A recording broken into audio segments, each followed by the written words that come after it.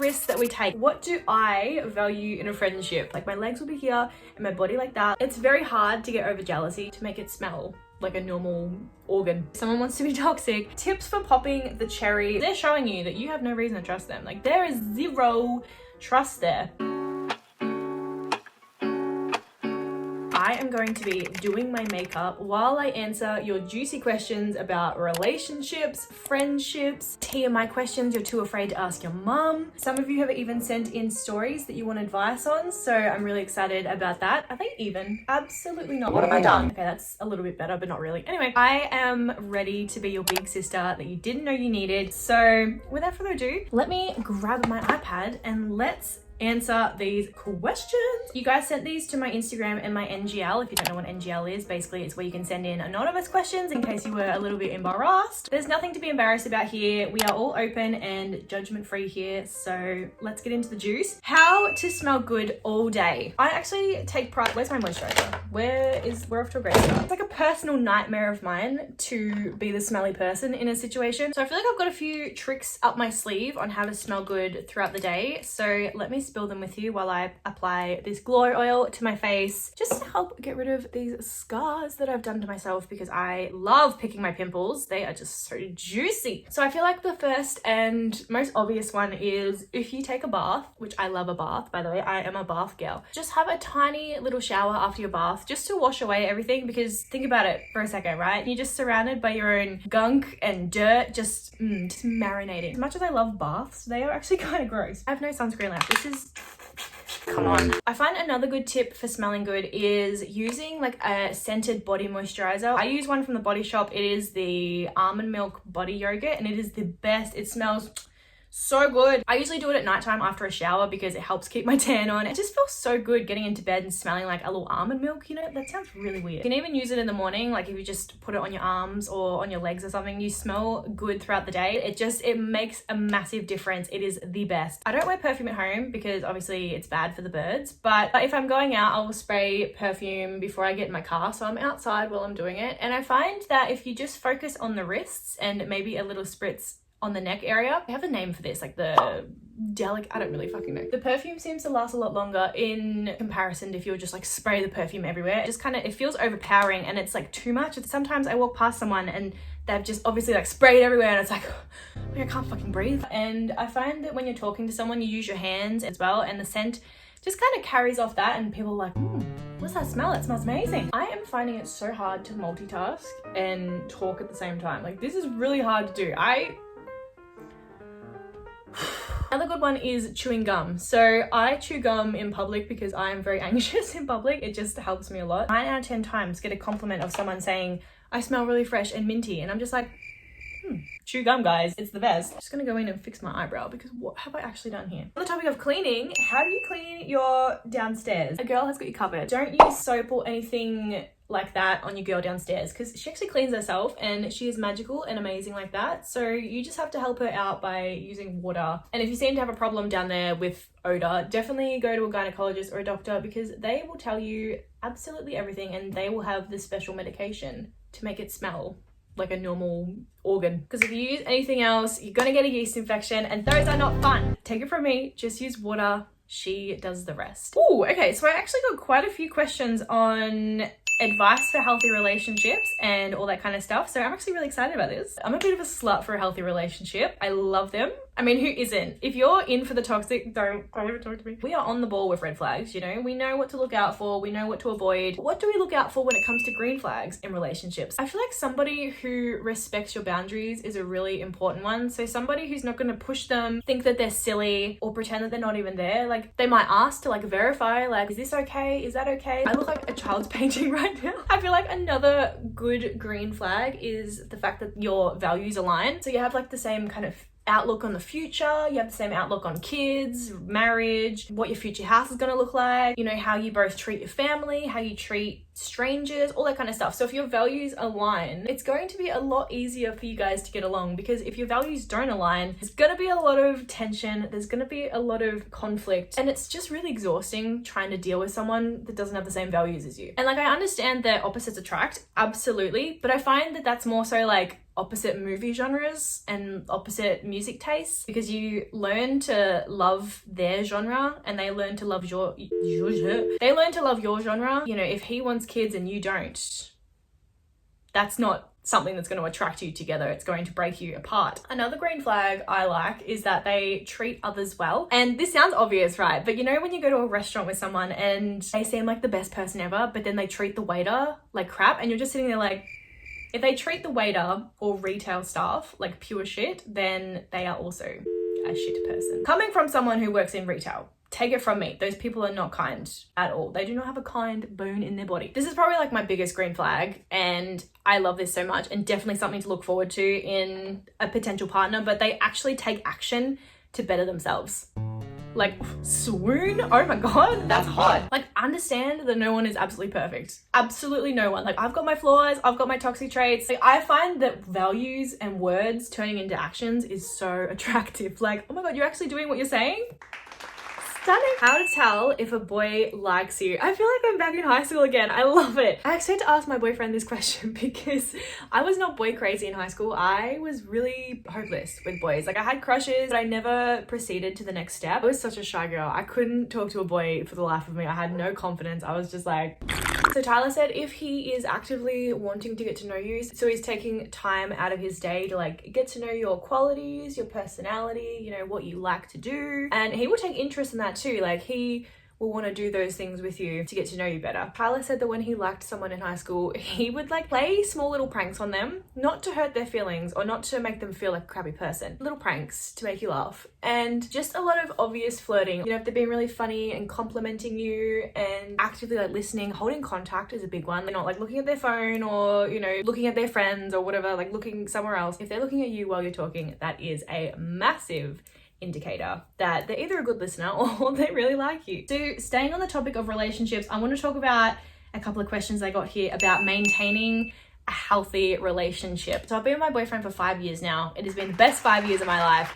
But before this 5 years, I was actually in a relationship and it was just unhealthy, toxic, and I was very naive and didn't have any self-confidence. So I feel like I have had like the perfect transition from unhealthy to healthy. So I feel like I've got a couple of tips and tricks up my sleeve to maintaining a healthy relationship. I will always say 100% communication is the magic formula to maintaining a healthy relationship. If you want to be with a person for the rest of your life, that is the goal of a relationship usually, then you are going to have to communicate with them freely without judgment, dishonesty, and pettiness. But unfortunately, it is something that doesn't happen overnight. If it was that easy, we would all be in happy, healthy relationships. Communication is definitely built on the foundation of a relationship. So the foundation being trust and honesty. If you don't have trust and honesty in your relationship, then you are wasting your time 100%. For example, if you have a partner and they're very shady, you know, they hide a lot of things from you, they don't go on their phone when you're around, kind of thing, like real sneaky, shady behavior. They're showing you that you have no reason to trust them. Like, there is zero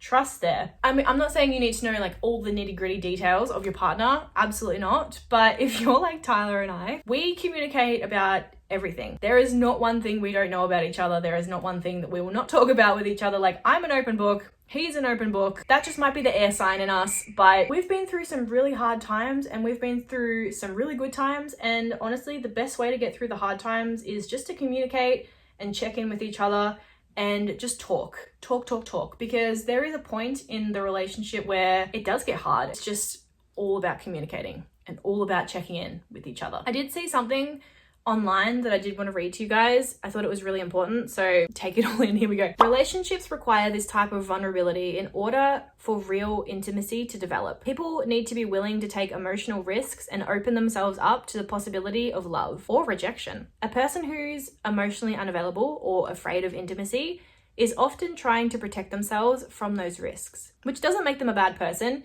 but it does mean they're preventing this particular relationship from deepening. I found that really important because I find that especially if you have been in a bad relationship in the past, then you do have walls up and you can't fully open up. It is a risk that we take. It's just like when you jump in the car and go for a drive. You're risking your life. So yeah, I feel like in order to maintain a healthy relationship, you have just got to run some risks and communicate, baby.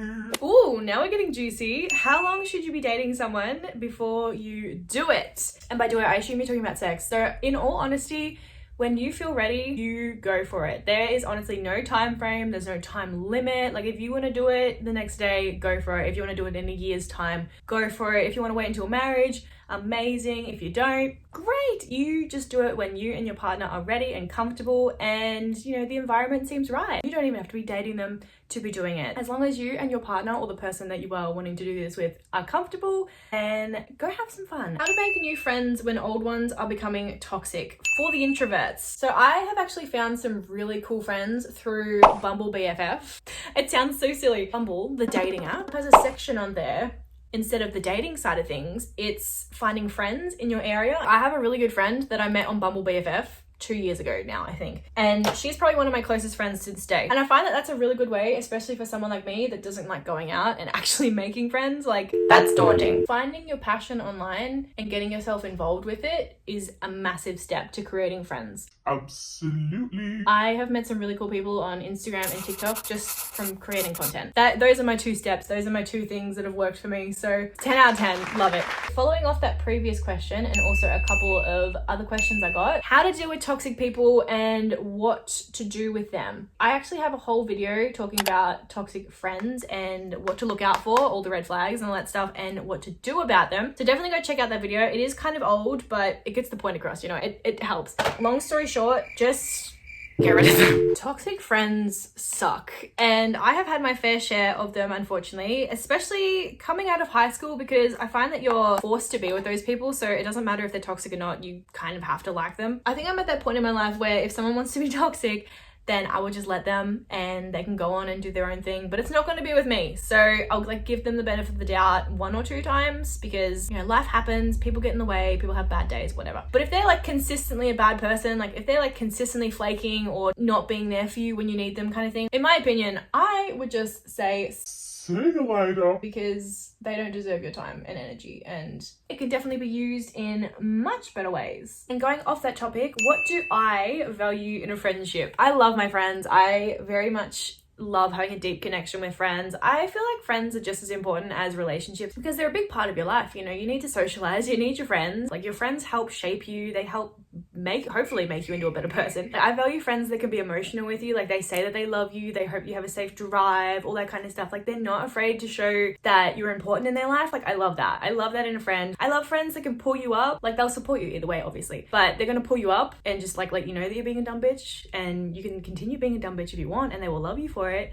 But just, you know, warning, this is more of a personal one, but a friend that can appreciate the fact that I don't drink alcohol and not like peer pressure me or make me feel bad about it, chef's kiss, amazing. Like I just don't drink alcohol, I don't like it, I don't find pleasure in it, it makes me feel sick. Like I've had friends try and peer pressure me into drinking, like, no, you haven't tried this one's amazing. Like shush. I did get quite a few questions on shaving and period cramps, and I did touch on them in this girl talk video here very thoroughly, but I'm going to briefly touch on them here just in case you can't be bothered to go and watch that video. So when you shave your underarms and your legs, always shave upwards. So you want to be upwards with your underarms and upwards with your legs. And while I do all that, I just use conditioner. It softens the hair and makes the process so much smoother and easier. So conditioner works wonders. And then with your gal downstairs, I go with the hair, and that will prevent like your razor bumps, your irritation, all that kind of stuff. And then with period cramps, I had the worst period cramps as a teenager. I don't have it anymore because I'm on birth control, and it has thankfully minimalized all my period symptoms, which is amazing. But birth control is very different for literally everybody. Like one person might have a good, one person might have it really shit. I definitely recommend like talking to your doctor. Like they are going to know what's best for you, absolutely. Why is this not winding up? What am I doing wrong here? I used to get the worst period cramps as a teenager, and I remember that Tuesdays would be the worst day for me, and I wouldn't be able to go to school, or I wouldn't be able to go to work or anything. I would have to stay home, take some painkillers. While the painkillers were kicking in, I would elevate my feet, because that seemed to be the only thing that ever helped me. Just elevating my feet with like 3 or 4 pillows. I would be in like an L shape, like my legs would be here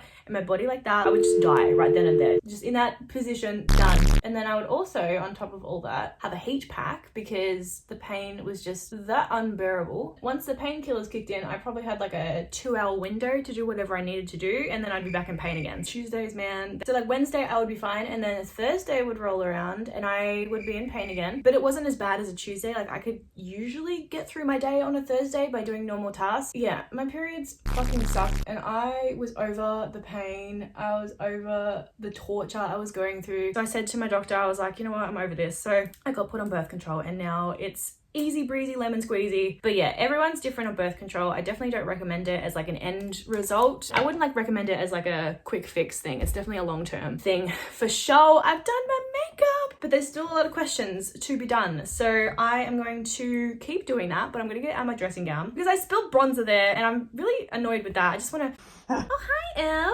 Hi. Hello. We're here to help sleep with his dad. Straight into it, ladies. Are you ready? Tips for popping the cherry for a girl. I kind of feel like I want to do it with my longtime boyfriend, but at the same time, I guess you could say I'm more scared of the pain. We've tried experimenting with lube, but I found that it hurts me down there. Sad face. Girlie, I'm so excited for you. This is so fun. Hey, you got to be quiet. So popping the cherry or breaking the hymen is a very thin tissue with hardly any blood supply. So when it does break or pop, there shouldn't be any pain or blood to begin with, but there may be a little bit of bleeding if you're not properly warmed up, which can happen. Maybe take a step back, focus on the foreplay, focus on just enjoying your partner in the moment, like flirting, laughing, having some fun. Make sure you're in a comfortable environment as well and that you have like no distractions around you. But do be warned, the first time is probably not going to be amazing or mind-blowing or anything great. You just have to take it slow and not be so worried about getting to the finish line so quickly. Like just enjoy all the before moments and just keep warming up with foreplay until you're ready for the big event. It's not even the big event, like the whole thing is the big event. Like I always say that foreplay starts before the bedroom. Foreplay is not only like warming up for penetration, but warming up emotionally, like flirting together, feeling safe and comfortable, really creating a calming, comfortable, homely environment. There shouldn't be any pain and it should be just a lot of fun for you guys. So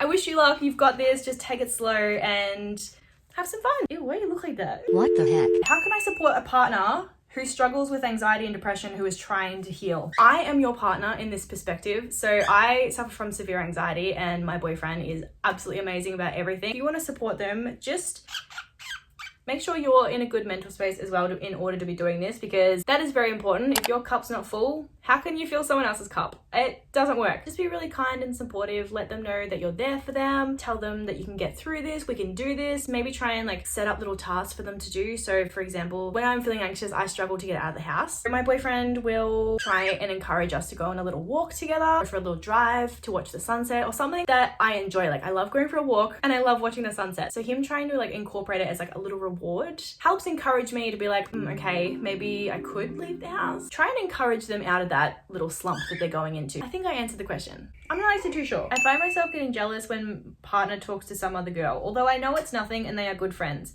So what should I do? I know this is a form of retroactive jealousy and I don't really know a lot about retroactive jealousy. I know it's a form of insecurity that definitely needs to be worked on. So it's very hard to get over jealousy. Jealousy is such a strong emotion. It drives you insane. Like it makes you think of scenarios that aren't even happening and it's just, you just kind of have to nip that emotion in the bud. Like just get rid of it instantly. Like, oh my God, my boyfriend is talking to another girl. That's fine. And maybe like get to know this friend as well. Like maybe go out of your way to get to know the person. Maybe that would help in trusting the friend and trusting your boyfriend as well. But I'm saying all this hoping that your boyfriend isn't being shady and weird about this. All in all, I would just do some research on retroactive jealousy and just see how you go with that. And if your partner has been weird and shady about this, then that is an issue you got to bring up immediately. So I'm going to leave the video there. If you guys would like a part 2 on this girl talk series, let me know because I still have so many questions I need to answer. So if you guys would like a part 2, do let me know down below. If you guys enjoyed this video, don't forget to give me a like and subscribe down below so you can support me and the beans. And don't forget to go over and follow my Instagram so you don't miss out next time when I decide to do a little girl talk video again. Thank you for giving me the privilege of being your family member for 10-20 minutes, however long it's been, I don't know. But without further ado, I am gonna love you and leave you guys. I will see you in my video on Sunday. So bye.